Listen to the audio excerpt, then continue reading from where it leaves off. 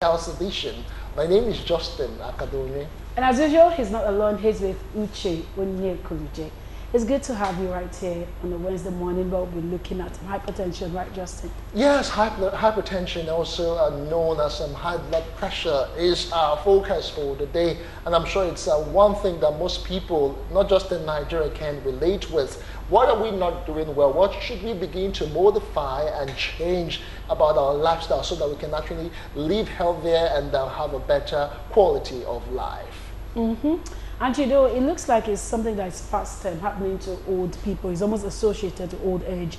You see people say once you're approaching a certain age, there's every tendency you have either hypertension, that's a blood pressure issue, or you're having diabetes, you know. But I can also say that I know some elderly people who has none of these sicknesses or diseases as it's called. I mean, if you live right before the set age where they feel these things begin to happen, I mean, there's every tendency that you can avoid it. But like Justin would always say, we are not the practitioners that will be enlightening us on how to live a better life or how to avoid this. We would have a doctor who will be taking us through this from Ibadan, Abuja, and of course, here in Lagos. And as usual, you can be part of this program by sending SMS to the number that will be reading on your screen, and also follow us on our social media handle using #Galaxy Today.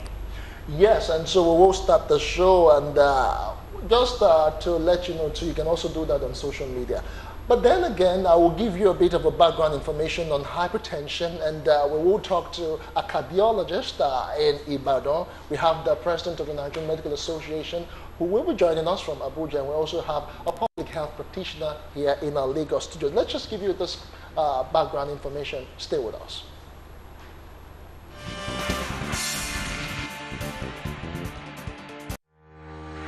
Hypertension, also known as high blood pressure, is a long-term medical condition in which the blood pressure in the arteries is persistently elevated. High blood pressure typically does not cause symptoms. Long-term high blood pressure, however, is a major risk factor for coronary artery disease, stroke, heart failure, atrial fibrillation, peripheral vascular disease, vision loss, chronic kidney disease, and dementia. High blood pressure is classified as either primary high blood pressure or secondary high blood pressure. About 90 to 95% of cases are primary, defined as high blood pressure due to non-specific lifestyle and genetic factors. Lifestyle factors that increase the risk include excess salt in your diet, excess body weight, smoking, and alcohol use. The remaining 5 to 10% of cases are categorized as secondary high blood pressure, defined as high blood pressure due to an identifiable cause such as chronic kidney disease, narrowing of the kidney arteries, an endocrine disorder, or the use of birth control pills. Blood pressure is expressed by two measurements, the systolic and diastolic pressures, which are the maximum and minimum pressures respectively. For most adults, normal blood pressure at rest is within the range of 100 to 130 mm mercury, mmHg systolic, and 60 to 80 mmHg diastolic. For most adults, high blood pressure is present if the resting blood pressure is persistently at or above 130 over 80 or 140 over 90 mmHg. Different numbers apply to children. Ambulatory blood pressure monitoring over a 24-hour period appears more accurate than office-based blood pressure movement. Lifestyle changes and medications can lower blood pressure and decrease the risk of health complications.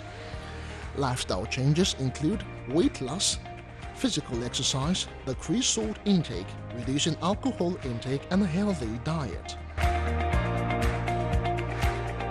If lifestyle changes are not sufficient, then blood pressure medications are used. Up to 3 medications can control blood pressure in 90% of people.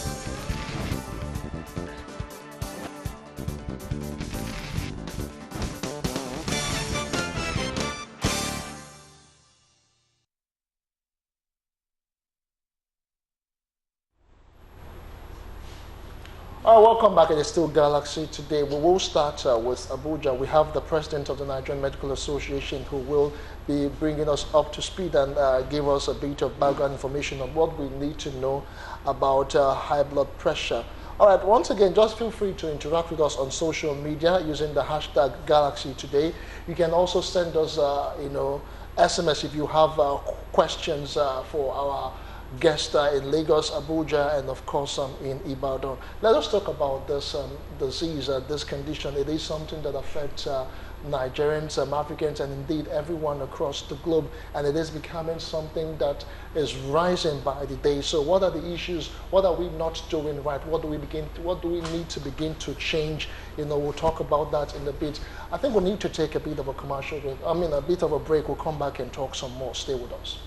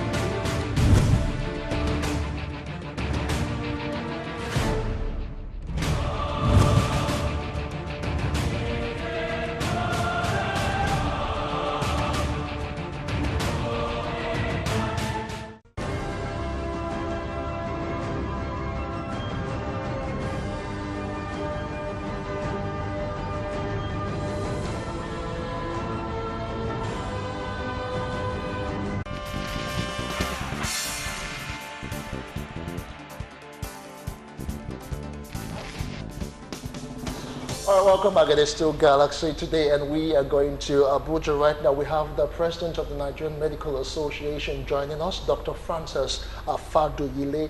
Many thanks for joining us on Galaxy today as we look at this issue of hypertension. I want you to break it down to us so we can have a bit of a perspective of what it really is. High blood pressure is the same as hypertension, just for direction, yes, right? Yes, thank you. High blood pressure and hypertension means the same thing. That he or she has high blood pressure. They talked about the upper and the minimum and the lower one. But tell us exactly what range would you have of blood pressure that would indicate that you have high blood pressure, and when do you have to start worrying about it? Well, thank you very much. High blood pressure is not a static figure. When we want to talk about high blood pressure, there is the one that are for children, we have the one that are for middle age, and we have the one for adults, and they are not static. Secondly, it is difficult for anybody to know if he's having high blood pressure or not, because it is until you go to the hospital to get your BP checked before you can know if you have high blood pressure. Usually for the adult, the systolic level should not be more than 120, 130. That is the upper one. The lower one, which is the diastolic, should not be more than 80. 90 is at the periphery of high blood pressure. However, if it is for children or those who are in the young age, by the time it's getting to 85, 90, one gets to start worrying. So in a nutshell, hypertension, high blood pressure means the same thing, and it is not static for the different age. It increases as ones get older in age.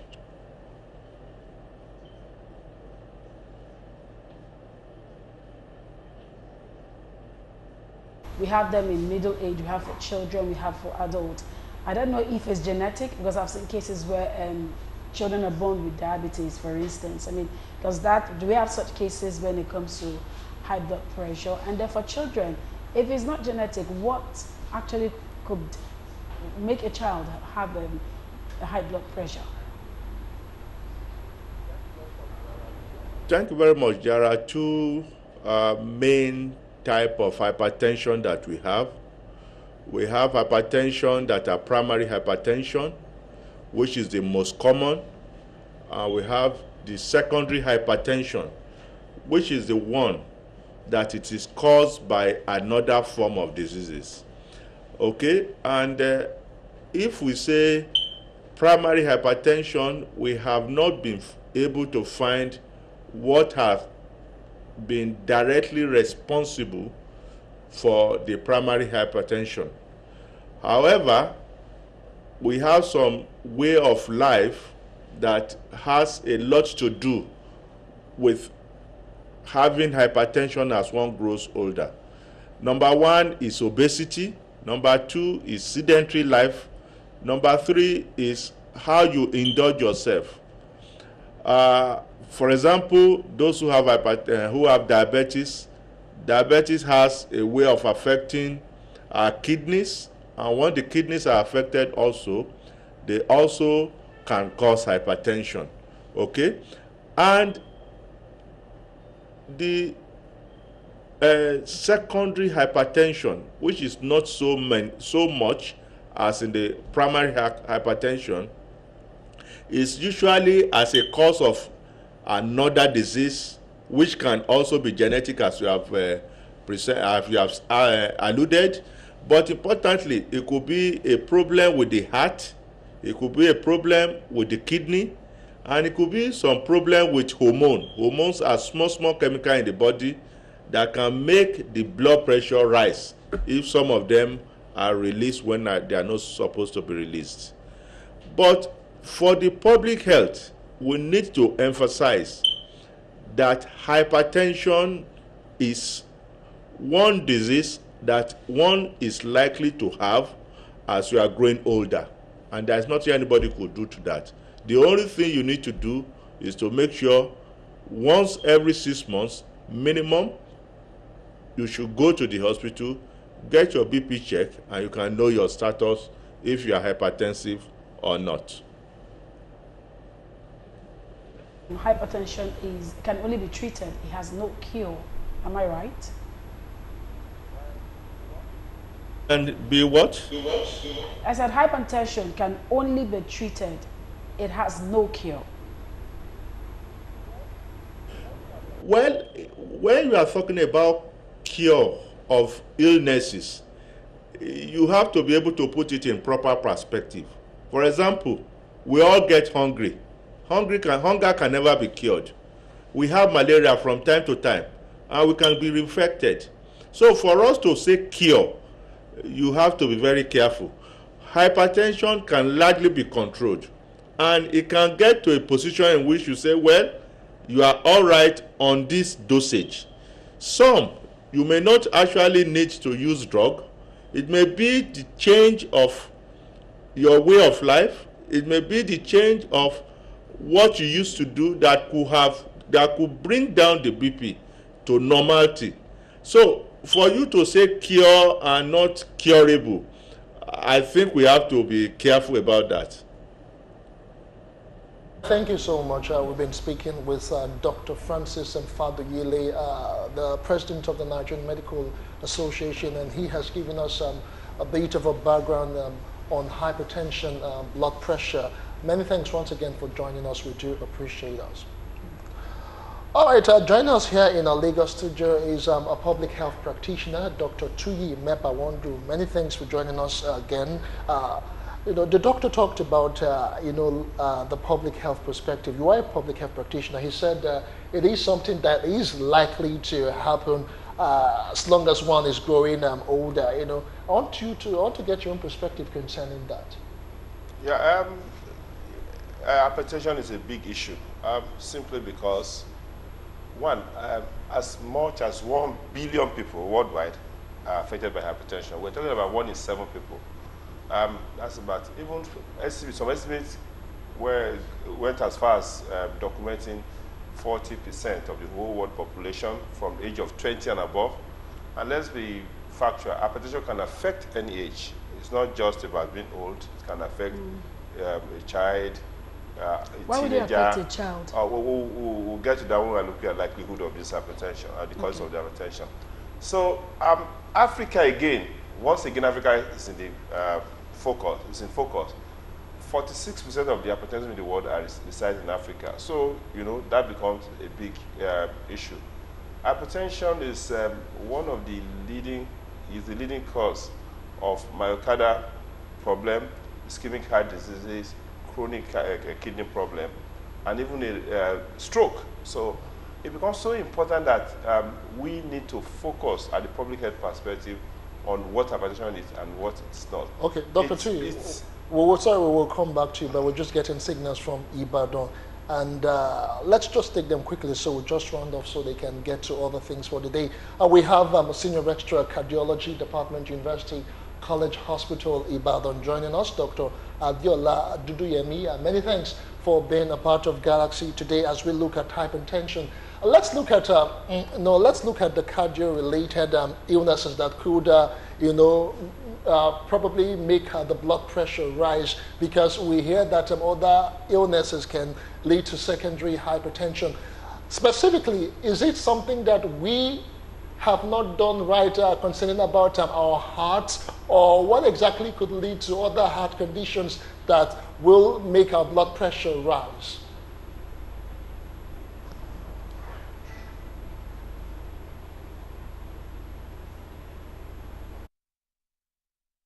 Okay, thank you so much for the question. I will start by saying that hypertension itself, it's a problem of the heart and its blood vessel. The heart is like a pumping machine, and the vessels are like the pipe through which the pumping machine is pumping against. And hypertension is when sometimes there is occlusion or thickening of those pipes, as I will call it, called the arteries. It means that the heart will have to work at a higher pressure to ensure that blood is sent to other parts of the body.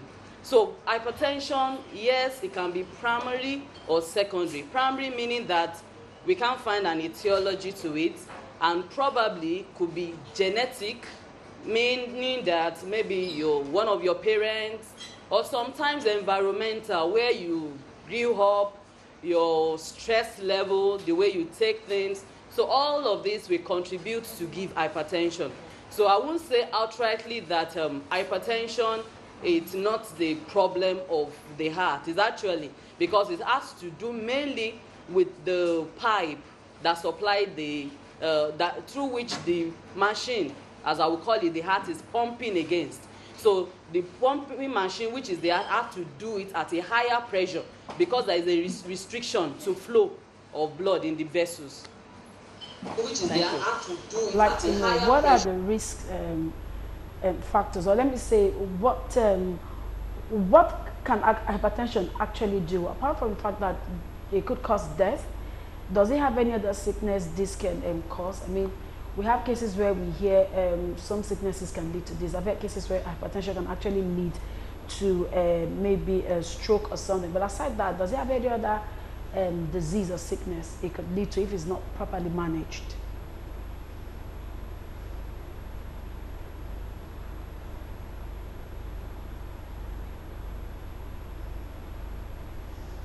Yes, it can actually affect a lot of organs, and mainly the main organs in the body.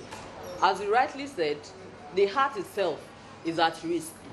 The heart will continue to work until it cannot work again.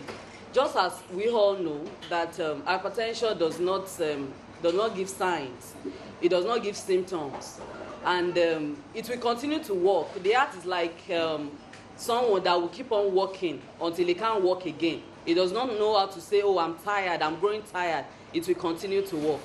We've seen cases of people whereby the first time they are ever knowing that they have high blood pressure is with its complications. Sometimes stroke, which is now very, very common. In the hospital, on the average, we see nothing less than 5-7 every day of patients with strokes. And most of them, they are actually sequelae of hypertension that was not diagnosed or that was not well taken care of. Other things that hypertension can lead to is heart failure. Heart failure is when the heart continues to work and it gets to a point it can't work again. It can't even push any blood. It can't supply the body's needs. So that, and is a debilitating condition. It's said that the mortality is like 50% in years, meaning patients with heart failure, their likelihood of death in the next 5 years is actually 50%. So that can also happen with hypertension uncontrolled. Another thing that can happen is sudden cardiac death, which is called myocardial infarction. Because what happened here is that the heart will continue to work, it's already enlarged, some parts of the heart cannot function well, and that can cause sudden cardiac death, which is called myocardial infarction, because the heart will have grown beyond its own blood supply. Now, it can also cause what we call coronary artery disease, in which there is actually blockage of the blood supply to the heart itself. If high blood pressure is not well taken care of, it can cause blindness, retinopathy. So patients may develop problems with the eyes, can't see, and can actually lead to complete blindness. Now, if blood pressure is also not well controlled, it can cause chronic renal failure, in which the kidneys cannot function at all very well, and they may need help, maybe with renal replacement therapy. They may need to be on dialysis, and over time they may need to plan for renal transplant. So all these complications are things that can occur. Then there's another thing we call peripheral vascular disease, in which some parts of the body, most commonly the limbs, meaning maybe the legs or the hands, they will just they have no blood supply and they die on their own. We call it, they may go gangrenous, and patients may need amputation. So all these are the complications of high blood pressure, not well controlled. Patients may need amputation. She is a senior registrar cardiology at University College Hospital. She joined us from Ibadan, the Oyo State capital. Just to remind viewers that you can be a part of this conversation, feel free to interact with us. Send SMS if you have questions for the doctor here in the studio. The number is on the screen. You can also interact with us on social media using the hashtag Galaxy Today. Specifically, you can do at Galaxy TV on Twitter.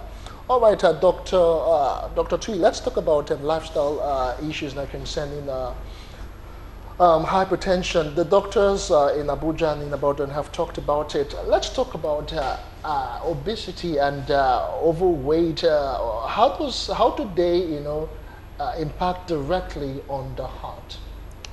Well, hypertension, like the other doctor explained, is the pressure when the pressure with which the heart pumps the blood around the whole pipes increases with hypertension. Obviously, there are lifestyles that can impact on one developing hypertension. Of course, as the weight increases, you see quite a lot of fat deposits in the arteries and narrowing those pipes and causing the heart to exert a lot of pressure in pumping.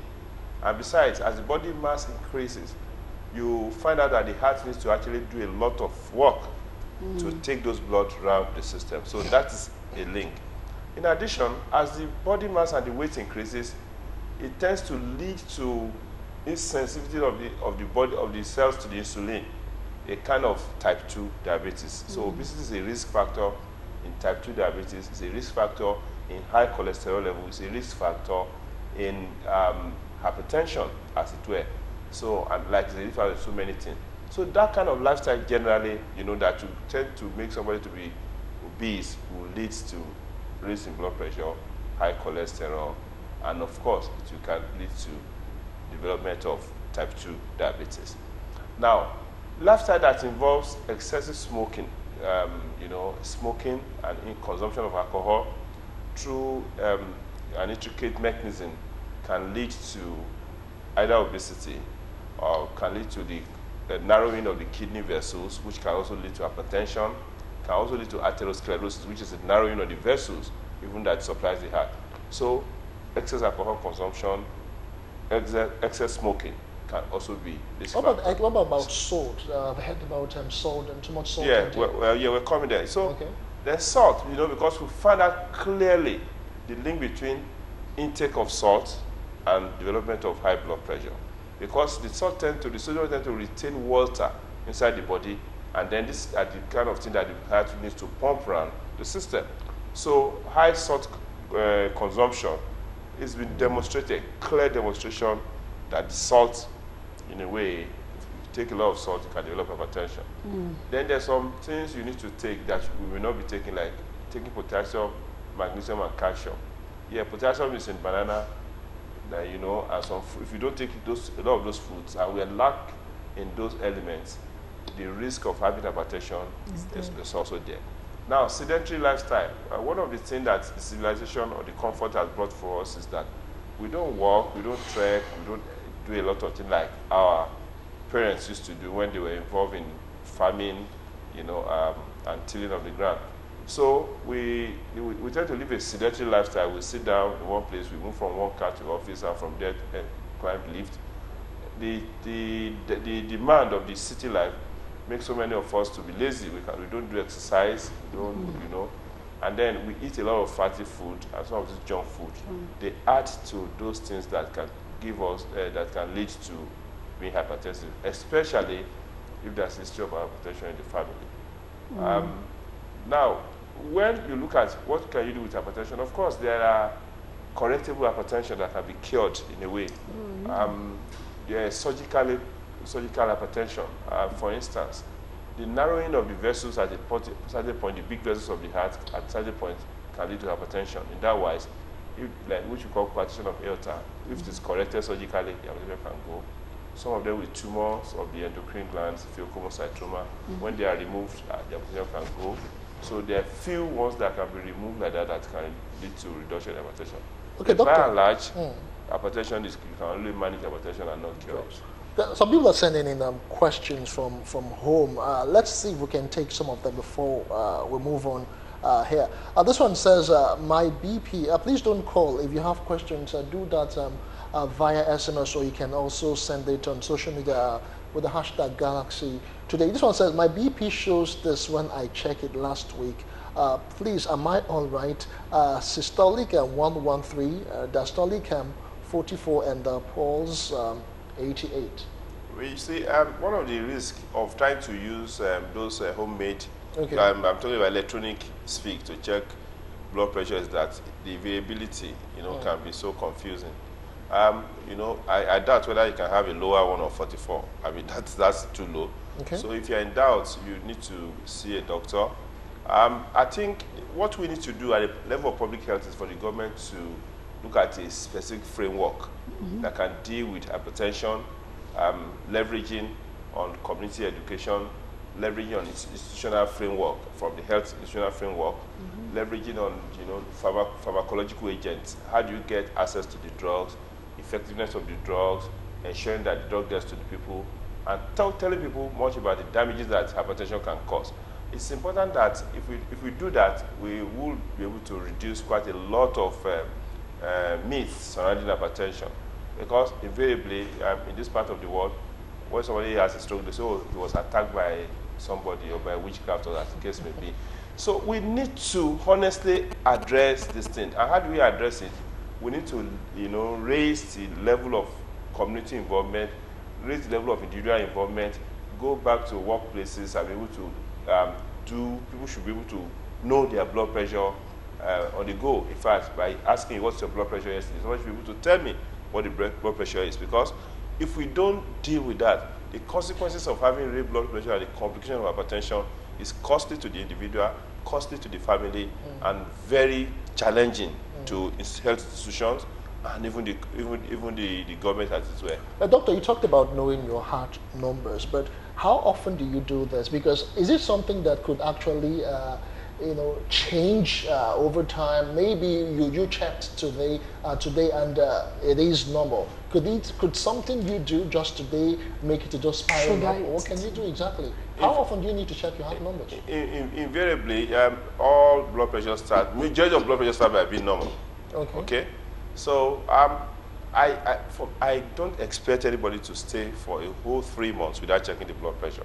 Oh, okay. Yeah. So there are age-specific medical checks, but as one enters the age of 30, if 40, 50, the frequency of checking your blood pressure becomes important, because what are you doing? You are just doing a non-invasive procedure, which you can then, if you have challenges with it, then you now see your health practitioner.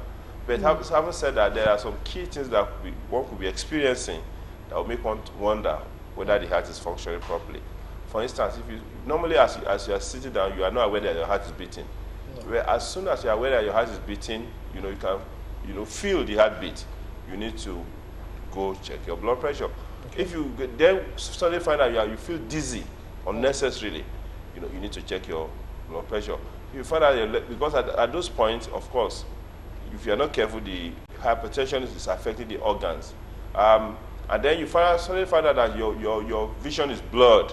You need to find out from doctor what is causing it. It could be hypertension, and then sometimes headache. This headache is not just going away. You're having consistent headache here and there. You wake up headache in the morning, this headache, and you've used all sorts of things, and the headache is not going. You need to check your blood pressure. Okay. If the leg swells up, you need to then check your blood pressure. Please, can I say something? I mean, I want to know, does hypertension actually cause heart attack? Yeah, obviously. We mentioned that it's the greatest risk factor Heart attack. for stroke, heart attack and myocardial infarction, or narrowing of the vessels of the heart, and even chronic kidney problem. It's the greatest risk factor. It's the greatest factor in causation of all those. Can we look at it for pregnant women now, or for nursing mothers who may have hypertension? I hear that the pregnancy, maybe some women do experience some kind of high blood pressure, and then this could cause preeclampsia and the rest. I just want you to dwell on that a bit, and then there are two aspects to it. A woman might be hypertensive before getting pregnant. Okay. A woman might be hypertensive in pregnancy. A woman might be hypertensive just after delivery. Those are the three aspects to hold those things. Well, a woman who is hypertensive before pregnancy, obviously know that pregnancy itself adds to hypertension. Because of the processes and the hormones that have been secreted, the blood pressure can also go up. So the woman who is hypertensive before getting pregnant knows that she needs to let the doctor who is taking charge of her know about that, and then look at the drugs she's taking, because some of those drugs can affect the formation of organ in the baby. They actually cause problem for the baby. So the doctor will adjust the drug appropriately. But that's why the purpose of antenatal care is to ensure that the blood pressure is checked, the urine is checked, and then we monitor the growth of the baby. So if a woman now develops blood pressure during pregnancy, it means that really it needs to be monitored to ensure that the pressure does not go up and cause further damages either to the baby or to the mother. So it happens, but it's manageable and can be taken care of. It is not sufficient for us to say that, but our grandmother used to have baby now without all this tests. Why are we going to do it? But let's appreciate the fact that part of the campaign for pregnant women, because pre-eclampsia and eclampsia is one of the leading causes of death among women who are pregnant or trying to deliver. So we should look at that. Apart from bleeding, pre-eclampsia is one of the leading causes. So we need to look at that closely, given the fact that the age of even the first pregnancy is now rising because of career and all those things. And you know that as one ages, the likelihood of having hypertension increases. So, but why that? Yeah, because you see the arteries, cannot be as pliable as it was when you were younger. Secondly, your lifestyle might have changed. You might have introduced a lot of things into your system. One of those things that we mentioned. Then the likelihood of you gaining weight and not be able to lose it is higher. So there are a lot of factors that tend to support aging and high blood pressure. Okay, we have questions. I guess this one has just been answered. He says, good morning, doctor. My BP only comes up when I'm pregnant. What can you tell me about this? This one says, okay, this one is truncated. I can't take that. Good morning, sir. Please, a child in my children's school could not pay. Okay, this is not related. 2 weeks ago, I checked my BP and it's 135/85. I'm 65 years old. Is it normal? 135/85. 85. Yeah, again, now we're looking at the absolute figures now. We tend to look at anybody that's BP is beyond 80, the lower down, and the upper one beyond 140. Okay. So we look at absolutely 140 over 90. Okay. If he's 65 years old and is 135 over 85, he needs to actually be checking. We cannot then start classifying that as hypertension for drug because it's 65 and that BP is still, they're still compatible in a way. Okay, doctor, what are the foods and fruits to be taken to lower hypertension without medication? Mohammed from Niger State. Now, one of the key things we look at in dealing with hypertension is what we call lifestyle modification. Okay. Because this will not cost you any money. You may not use drugs. First and foremost, you need to cut down the consumption of fats. You need to cut it down, understand that. Secondly, you need to focus on fruits and vegetables, especially fruits that's rich in magnesiums and potassiums, the nuts and the bananas. Then thirdly, you need to cut down intake of salt. In fact, it's key. If there's anything you're going to take away from this discussion is that you need to cut down your salt. And of course, where do you get salt? From the junk food, from the bukas and all those things. Because when you are cooking your food in your house, you know the maximum salt you can put in the food. So everybody cut down your salt. But could you get to a time when you might not even need to use salt at all? Essentially, salt is for taste. The sodium there you can get from so many sources. Okay. Because you want the food to be tasty, that's why you put salt. But again, just put the minimal quantity of salt that you need to put. But Mr. Mohammed, if you're overweight, you need to put down your weight. And if you need to do some exercise, at least 30 minutes aerobic exercise every day will help you a lot. Okay. If you take, I'm sure, maybe you don't take alcohol, maybe you don't smoke, but if you do any of those things, you need to cut them down. So those are the first, intervention to dealing with hypertension. Okay, but please, when is it, when does it ever get to a stage where it is not treatable? Does it get to a stage where the patient has, just the case of HIV where it gets to a stage of AIDS and all you're just doing is counting days? For hypertension, does it ever get that bad where there's no form of treatment can help you douse whatever it is? I doubt, because hypertension essentially is either primary Or secondary. The secondary is just about 5%. And kidney disease is the leading cause of the secondary hypertension. Now, when you are doing evaluation for hypertension, and this is part of the education that should go to everybody who wants to learn about hypertension, the first evaluation is to see that, listen, what's the cause of this hypertension? Is there any organ affectation? Because hypertension are what we call emergencies. Can affect the brain, can affect the heart, can affect the kidney, can cause even a damage to the whole artery and lead to massive bleeding, in some part of the body. And in women can lead to eclampsia. So what we're trying to do essentially is that we want to prevent the end organ damage from hypertension. And because if there is stroke, with stroke, you know the disability and the morbidity involved in stroke, and then the challenges for the family and the individual, and even for the nation. Okay, doctor, there are some questions here. Let's see if we could just take them as we move on. This one says, is anger a cause of hypertension? That's one. Let me just try and bring two or three together. Several people are talking here about the use of garlic. Has it been tested scientifically that garlic has a direct or known cure or management for hypertension? Let me just go about the anger first. There's a particular study, extensive study in Massachusetts, Framingham, one of the cities with the famed Framingham studies that studied the risk, the cardiovascular risk. Extensive study quoted over and over. We found out that there's a kind of behavior, type A behavior,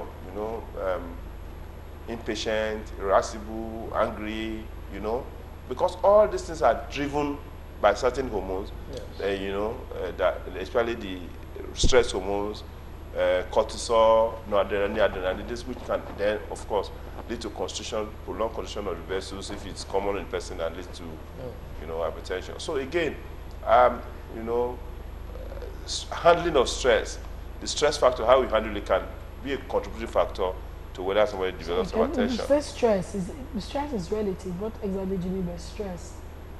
Now, for instance, you are supposed to work certain hours. You know, you have to work 11 hours. You're supposed to take a certain number of hours of sleep. You know, you are not sleeping appropriately. You know, you are under pressure every time. You know, but when you're under pressure, what the body does is to release certain hormones that can keep you working or functioning under pressure. Some of those hormones, you know, are detrimental to the condition of the cardiovascular system. That's exactly what I'm saying. Now, talking about garlics and hypertension. Now, if the person is not hypertensive yet, I was trying to prevent, you know, development of hypertension. I know that quite a lot of fruits, like rightly pointed out, reducing salt intake, taking a lot of fruits can help. But once somebody is hypertensive, I don't see garlic as a treatment. Okay. You know, the mechanism of how garlic reduces hypertension, I don't know. Okay? So if the person is hypertensive, the person is going to go and do a proper evaluation with a doctor and look at what he or she must do to reduce the hypertension. If he needs drug, if he needs to change lifestyle, if he needs to do some exercise, you know, let the doctor decide what type of hypertension the person is having, and then, you know, determine the mode of management, a sustainable mode of management that will not be expensive, that can be easily done, accessible. Okay, let's take this one. There's a time I experienced, I'm just trying to see if I can paraphrase what he sent. He says, there's a time I experienced some noises in my head that nearly run me mad, and my heart used to stop. Well, some say it's BP related. I could not sleep for 3 days. I'm just restless. Please help me. Thank you. Well, you see, again, I don't know your name, but honestly, try to stay alive. Whatever it takes, stay alive, okay? And when you're alive, stay healthy. Whatever it takes for you to stay healthy, stay healthy. When you get to that level of, you're talking about when you have noises in your head, you cannot sleep, your heart, sometimes you feel as if your heart has stopped, it means that you need to seek the help of a doctor. Okay. It's not going to be on phone. You need to sit down, you need to check you properly, you need to also read up something, and then ready to go through the process of ensuring that, you know, you return yourself back to the normal health, okay? No amount of telephone or television advice can help you. Yeah, because you need to establish your state of health, your cardiovascular state, as it were. If the noise in your head is caused by something, we need to really look at it. So don't just look down on what is wrong with you and feel that, oh, okay, since I have anointing oil from down my church, I'm going to get well. Okay, doctor, anointing oil. Okay. Okay, this one sent, it's not related, it's like the flip side of what we're talking, and he's asking if he should be worried about low blood pressure. Yes, I agree. There, as much as there is hypertension, there is hypotension. Okay? Now, the diagnosis of hypotension could take some time for a consistent reading over a long time. Because, let's face it, the blood pressure is not the same every day, every time. Okay? And even the blood pressure on the upper limb may not be the same as the lower limb. So even within the body system, these are for research purposes, the blood pressure may not necessarily be the same. You know, the blood pressure by the cuff may not be the same as central blood pressure, because there is blood pressure you can measure centrally. So if you have low blood pressure, first of all, we have to establish that truly you have low blood pressure. So what blood pressure are you not saying that is low? Now, if you are not losing fluid anywhere, we need to look at the likely causes of this your low blood pressure. Okay. And right away, of course, because if you have low blood pressure, that means that the person is prone to fainting attacks and tiredness and, you know, weakness all the time. So once that is established, then the doctor will figure out what to do. Okay, well, we'll take more comments and feedback, so we'll just need to take a breather. There's still Galaxy today, and we're looking at hypertension on the show this morning. Keep the questions and comments coming in. We'll take them when we return quickly. Don't go away.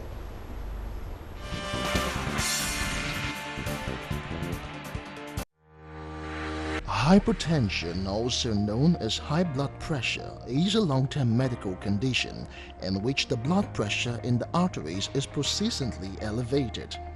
High blood pressure typically does not cause symptoms. Long-term high blood pressure, however, is a major risk factor for coronary artery disease, stroke, heart failure, atrial fibrillation, peripheral vascular disease, vision loss, chronic kidney disease, and dementia. High blood pressure is classified as either primary high blood pressure or secondary high blood pressure. About 90 to 95% of cases are primary, defined as high blood pressure due to non-specific lifestyle and genetic factors. Lifestyle factors that increase the risk include excess salt in your diet, excess body weight, smoking, and alcohol use. The remaining 5 to 10% of cases are categorized as secondary high blood pressure, defined as high blood pressure due to an identifiable cause such as chronic kidney disease, narrowing of the kidney arteries, an endocrine disorder, or the use of birth control pills. Blood pressure is expressed by two measurements, the systolic and diastolic pressures, which are the maximum and minimum pressures respectively. For most adults, normal blood pressure at rest is within the range of 100 to 130 mm mercury, mmHg systolic, and 60 to 80 mmHg diastolic.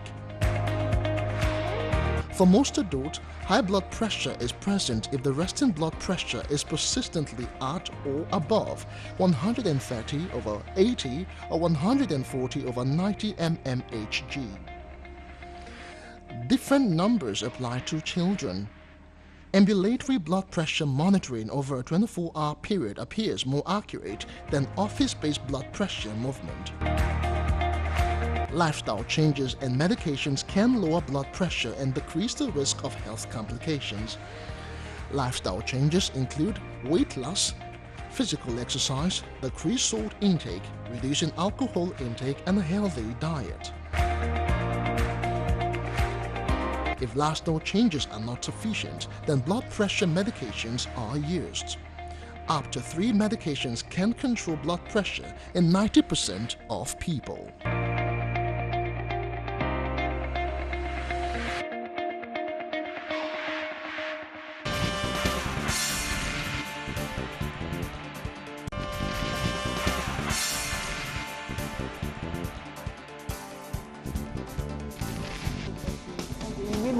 All right, welcome back in the closing moments of the show. Now, 2 or 3 more questions.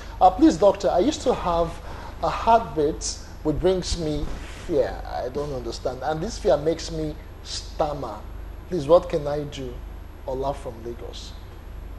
I think he has a heart palpitation. Okay, palpitation. Yes. If you have palpitation, you need to go visit your medical doctor or health center. Let them evaluate the cause of your palpitation. It's not just hypertension alone that can cause palpitation. There are some endocrine problems that can cause palpitation, okay? They need to do a proper evaluation to know what is causing the palpitation. But if it is high blood pressure, be rest assured that there are adequate drugs to give you that can reduce the palpitation and the blood pressure. Okay, so talking please, of. Okay, go ahead. Go see see doctor. the doctor. This one says he's on drugs. I am a hypertensive patient and I'm on daily drugs still. My BP keeps on rising. Just now I checked it is 162/88. Last week it was 141/85. What should I do? Again, there's a mechanism for assessing the effectiveness of your drug. That's why I was talking about the whole framework to be developed that can, from through institutions to people using those drugs, to the clients, to the community, in such a way that, we can understand when the drugs are working or when the drugs are not working. There's a step ladder fashion of treating hypertension, depending on what your blood pressure is. But if someone is having a blood pressure that is still constantly high, despite giving all the best of drugs, then you need to look at other causes, especially if you need to look at, could there be endocrine problem, could there be kidney problem, could there be uncontrolled diabetes. So these are some of the things you need to look at. What you need to do is that interact with your doctor and let them know whether they need to change those drugs that you are using, or maybe they need to step it up a bit for you to achieve normal blood pressure. The final one here. I have blurred eyes or vision and went to complain. Then it was discovered I have HBP. Though I've started my medication and the BP is now 123/91 as at last week. The problem now is that I can't sleep and I also have tingling and numbness. Is this as a result of the, I don't know, he said, is it PB or BP? Because I deliver through CS. Yeah, it's also important for you to know whether there are other comorbid factors. If you're having tingling and numbness, are you diabetic? You need to find out. Secondly, you know what type of BP drug are you using, because some of them will have some little side effect, which you need to complain to the doctor for him to see whether they need to change it. Okay. So the fact that one has a blood pressure, there's no rule that says that once you have a high blood pressure, you cannot have any other problem with it. So let's be factual about that. So if the tingling continues, then you need to find out why you're having that with your high blood pressure. Okay, John says my family is really keen on following your presentation. Do you have a website we can access this lecture? Yes, galaxytvonline.com. That's our site. You can also follow us on Facebook, on Twitter, and of course on Instagram. Send an SMS we will revert to you. Doctor, as we round up, I just want you to give maybe a bit of a recap on lifestyle modification. Now, if we're going to take anything away from this discussion, let's take this away. This is so key. Now, if you are 20 years and above, know that at a point in time, if you're not careful, you develop hypertension. Now, look at your lifestyle. Do you take a lot of fatty foods? You need to stop. You do take less of fruits. You need to now embrace fruits and vegetables as part of your food. You need to take those things. You need to moderate to a large extent your intake of alcohol and smoking. If you are the kind of person that want to season your food with too many salt, you need to cut it down significantly. Reduce salt. The salt is not doing anything extraordinary for you. Just put a tiny salt in your food. Then, if you live a sedentary life, you have even try get a skipping rope. Skip maybe like 100.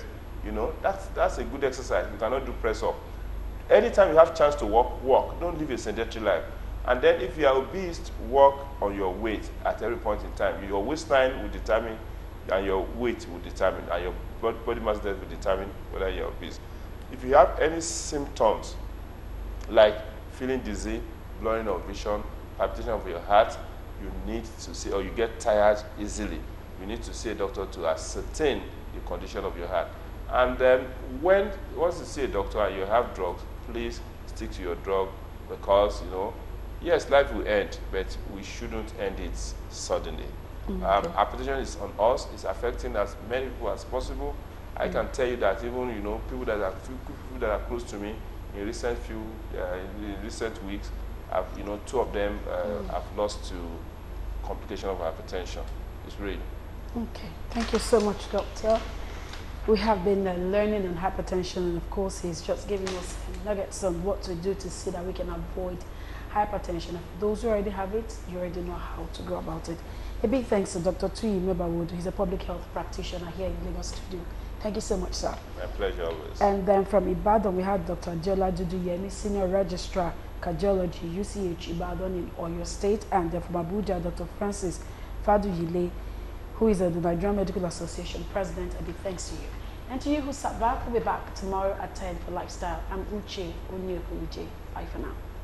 And I'm Justin Academy. Many thanks for being a part of the show. Tomorrow on the show, we're looking at a particular issue that has gone viral, where two policemen who shot, a boy, and of course, Nigerians are reacting to it. We'll be looking at that particular issue on the show tomorrow. It promises to be very interesting. You want to join us then?